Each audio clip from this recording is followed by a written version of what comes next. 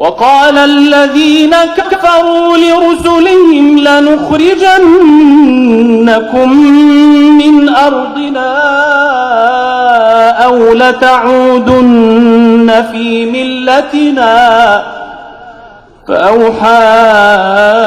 إليهم ربهم لنهلكن الظالمين ولنسكننكم الأرض من بعدهم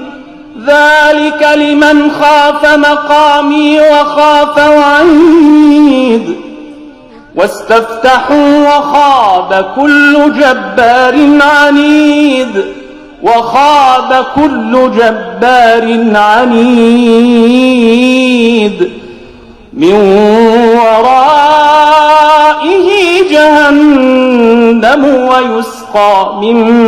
ماء صديد يتجرعه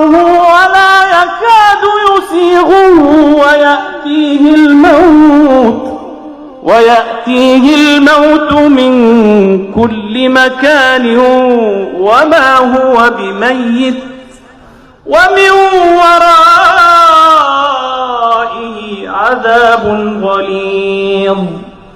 مثل الذين كفروا بربهم أعمالهم كرماد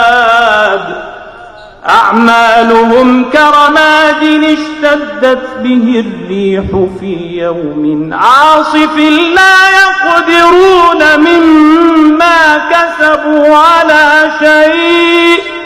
ذلك هو الضلال البعيد ألم تر أن الله خلق السماوات والأرض بالحق إن يشأ يذهبكم ويأت بخلق جديد وما ذلك على الله بعزيز